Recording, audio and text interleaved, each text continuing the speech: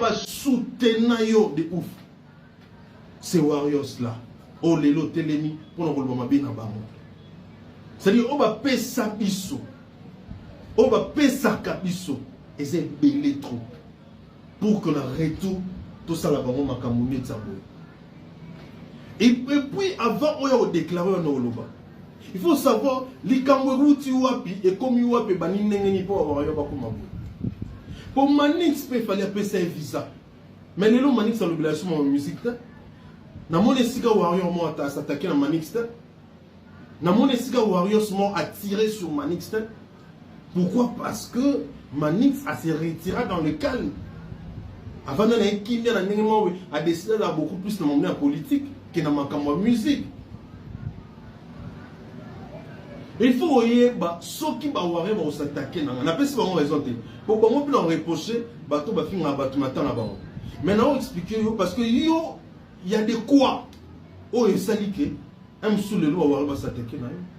Nani demer mukosa tano nani ebisa ko za mukosa tano batanga bazi mikusa tano même ngaku da mukusa ngala mukusa ba 1m60 yo sa mukusa ba 1m soki 50 soki 1m soko 45 n'habite so koma 50 mola o azalo ko ekeko bazo ba d'habite so zalo kwa ekeko akufile bembe kufina mai bazo ba tienda senga boum mola baso apoyo ya ba ko kula ni yango ucho moyo ko tina mutu ndeni yango na pa ya victime. Et comment est-ce bon? On m'a mis Zouaki, bon on dit bentelo, bon on dit bikati, bon on biro, bon on dit koloba, bon on a bon la poche ya pas pour penza. Et pourtant ce n'est pas ça en fait. Mais moi tu m'as fallu na congolais, tu m'as là mon simbati. Pour moi mon âme c'est dans salté wana. Tu qui fallait même maman n'a pas tenu la porte. Tu m'as na koniki kala. Akinata shinda banga ngote lisoko na kisasati ata enero ya mama banga na zo na fuili sili kuna mama surtout qu'il pas moi aye moni moi na ye poto après moi la sali toi qui a fuili sili na ndenge na kekuta na mama vous comprendre on veut que batu soit moi respect ya artiste et aux autres baler likambo mais moi na wana azina arrogance moko on ira zo imposer fali azo imposer ba warrior na ebité azana kindoki ya butu azana il on nini ya rasiraki makasi bon on comprendre en fait na ebité avant na fali na ye netinga bilo na ekota te ala batune ese ala batune ngelo biteni wana ko dirige netinga penza lelo lobby et fanjo muto kufa na Zaire etaliete. Si on a yako sanga batuna est kuna goma ba komika fuati ya kisasa na poto etaliete ala poste na bisote olingie abmaye mo ndekendeke mutu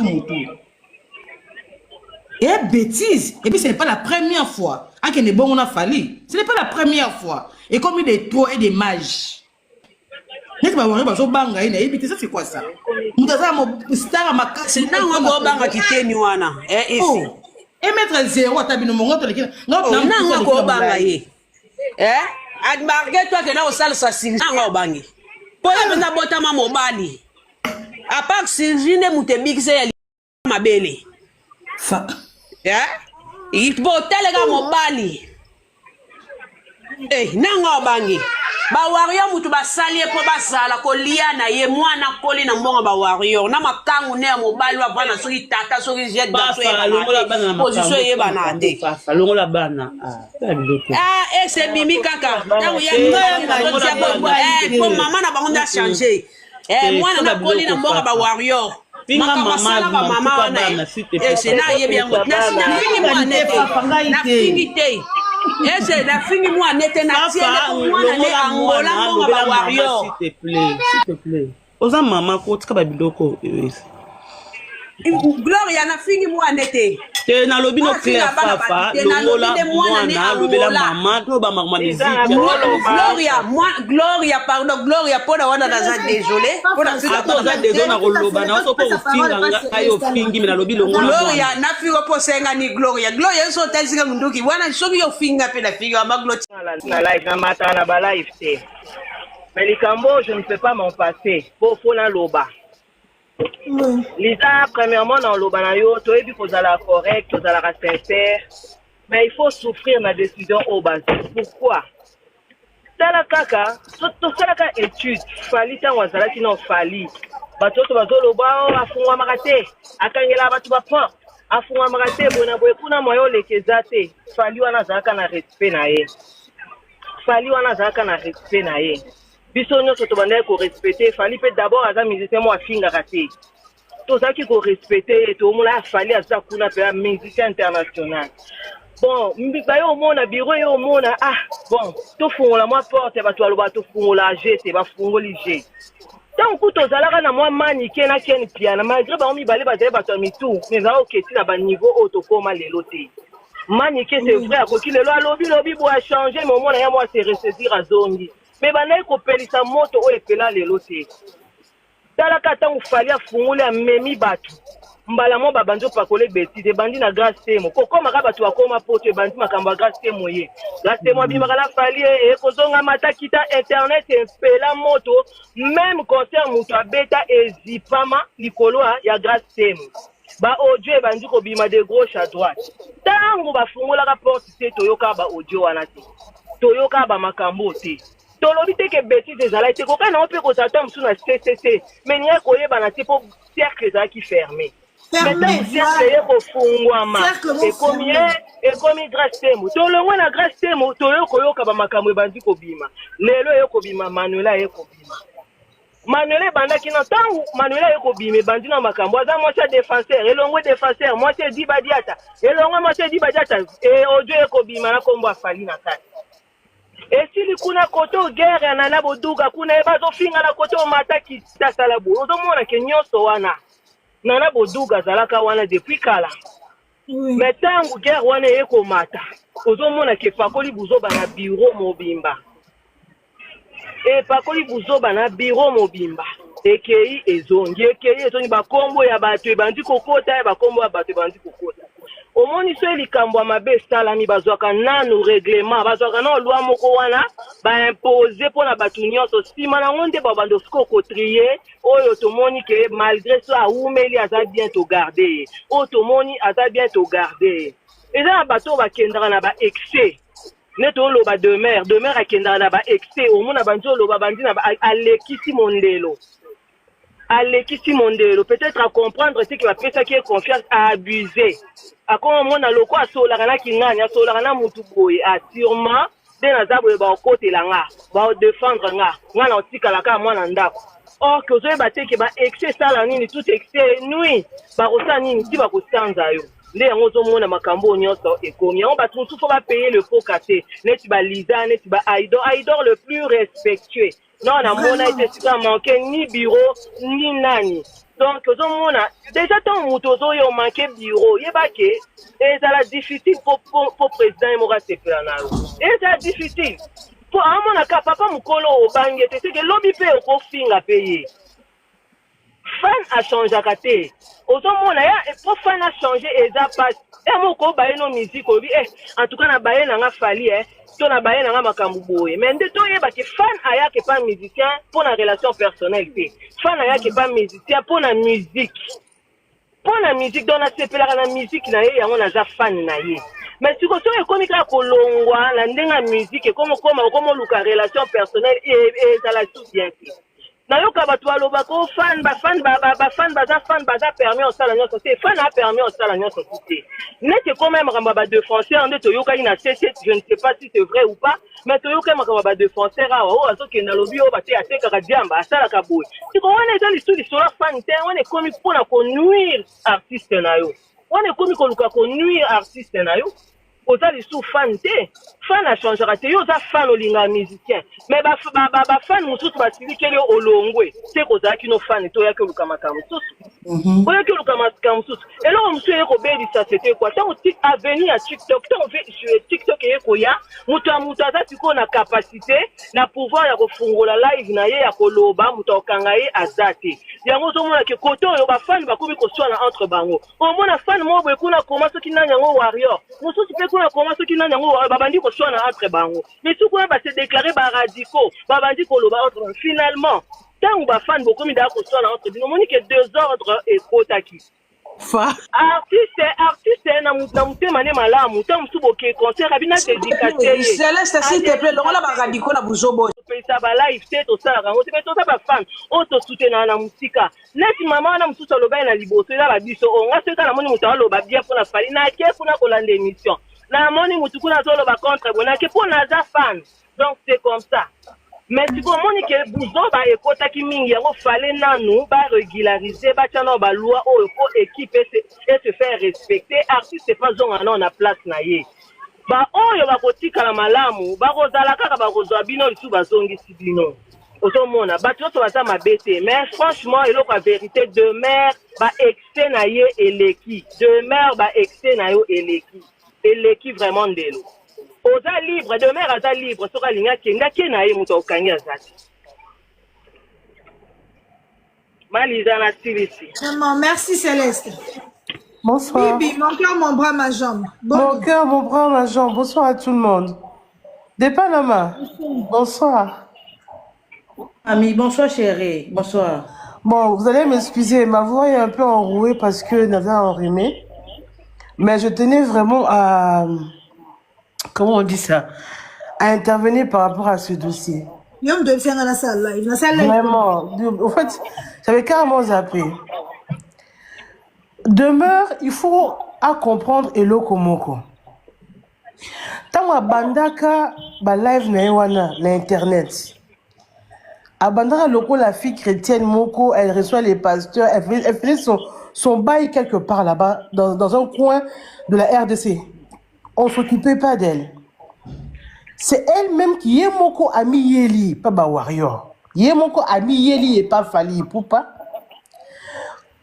Démontrons comment Fali Assel Ramsanaye, à la question comment Fali Assel Ramsanaye bien, Boekito Koti, Fali a approuvé qui même. Interview Yaye, Franck Stemay, na Mombaya, chez lui à la maison. Oui. Tobenga Kai warrior te, Tobenga Kai chroniqueuse. Maintenant, quand tu te dis que, au commis offusqué, parce que c'est comme si Visa et Menabino Ngambo, certains warriors étant énervés, parce que un warrior, c'est pas un bureau de Fali Poupa.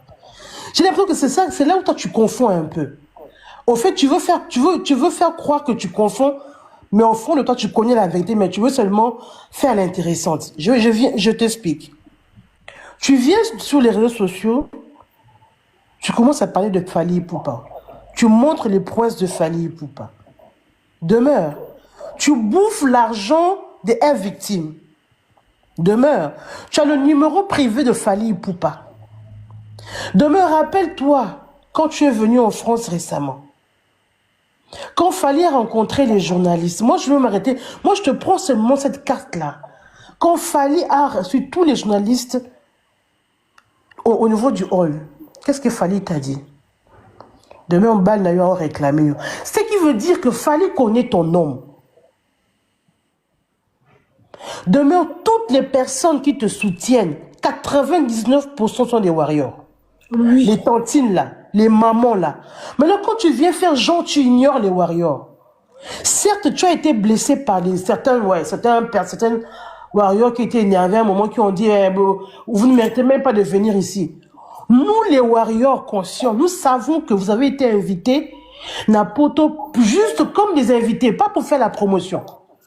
Parce que la promotion avait déjà été faite depuis très longtemps. Pour la promotion, on n'est pas aussi bête. On savait que vous n'êtes pas là pour la promotion. Que vous étiez là comme il fallait l'a dit. Na bengi bino bois assister à l'événement. Pour que vous alliez rapporter ce que vous avez vu de vrai.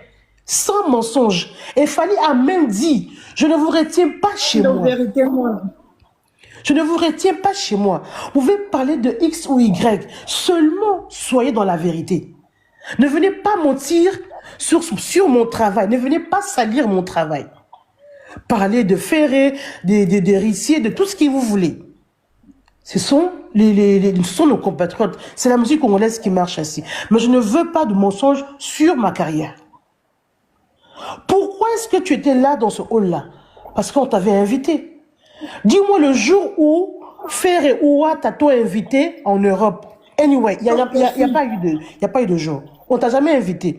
Le visa avec lequel tu te promènes. Voilà, le visa avec lequel tu fais Wangoulou, entre Kinshasa et l'Europe, c'est le visa de F victime. C'est fallait que tu aies donné ce visa-là. Ça ne nous regarde pas les warriors. C'est pas notre problème.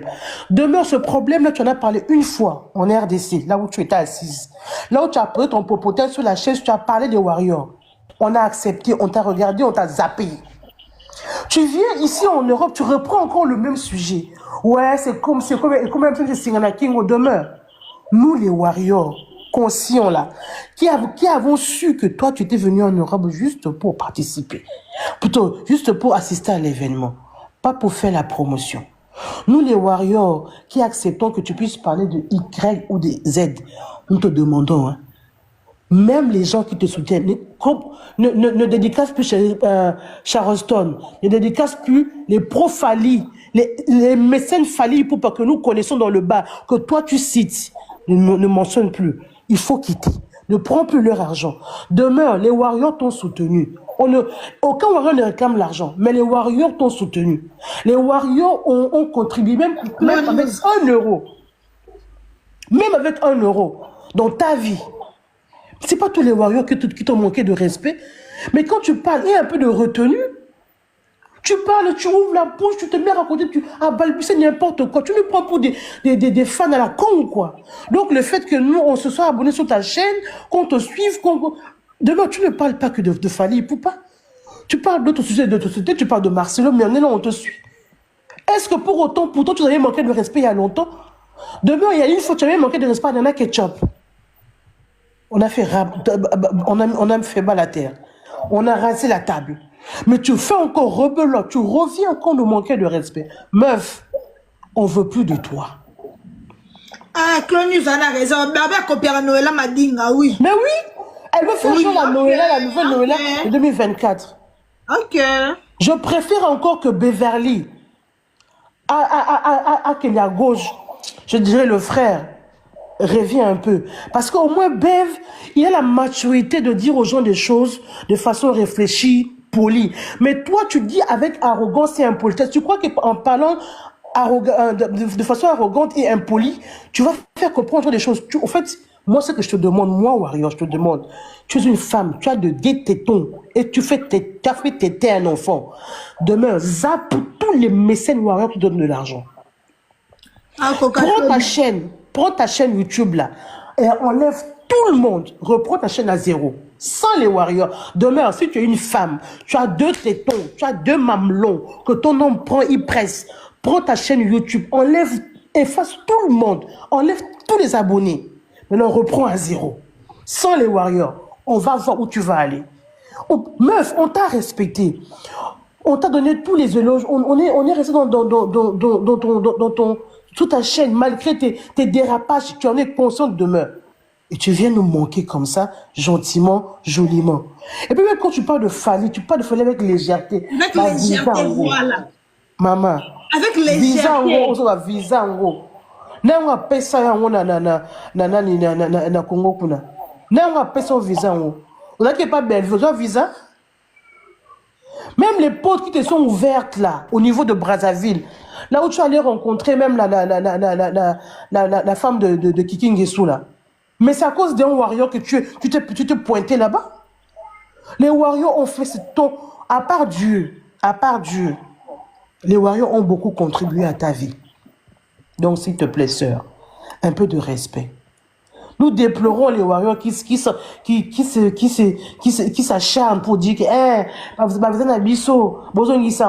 là on déplore. C'est vrai, humainement parlé, ça peut faire mal, ça peut l'orgueil à Moutou, être blessé. Mais quand même, quand tu parles, sois un peu poli, un peu de légère, pèse un peu tes mots. Pèse un peu tes mots. Tu ne peux pas venir balancer des mots comme ça, à la légèrement comme ça. Bah, visa en gros. Comment ils me sont les tout. Maman, moi, je t'ai donné seulement un défi demeure. Demeure mon seul défi. Je sais que tu écoutes ce live, que tu entends ce qu'on dit. Chérie, prends ton compte YouTube là, enlève tous les abonnés. Enlève-nous tous les abonnés. Reprends à 0. Meuf, on va voir qui va t'abonner chez toi. Parce que même si tu dis que les warriors partez, désabonnez-vous. Il y a des warriors qui sont un peu terribles dans la tête. Ils vont dire que non, c'est pas grave, on laisse, on pardonne, on reste là. Mais meuf, on lève tout le monde. On lève tout le monde. Maintenant, on revient maintenant pour dire voici ma nouvelle chaîne. Et là, on a c'est que ça a dénigré visa, mais il y a un visa. Mon balami est bel, il y a mon visa, il y a si la mi boit que. Visa, moi, ça combien de c'est pas 10 ans aussi la tête. Il y a combien de temps? 10 ans. Vous allez y Ah. Et demain, il a 5 ans. Eteni a joué à 4 ans. Eteni. A joué à 4 ans. Voilà. Eteni a joué à 4 ans, Gloria. Aya kana 2023, kana 2 ans. Mobile na yo moko warrior. Ba camarade na yo ba pesa ko mbongo ba warrior. Souley Kaouka warrior. Machin warrior. Tout ce que tu cites comme tous ceux que tu dédicaces avant tes émissions sont des warriors. Mais finalement après tu viens nous dire les warriors. Quoi? Parce que pour toi demeure, il y a warrior de grand peuple, il y a warrior de petit peuple. Mendiante que tu es. Mendiante que tu sois. Et ça passe. Non net, bonjour. Bonjour, c'est la première fois que je rentre dans Zola. Bonjour tout le monde.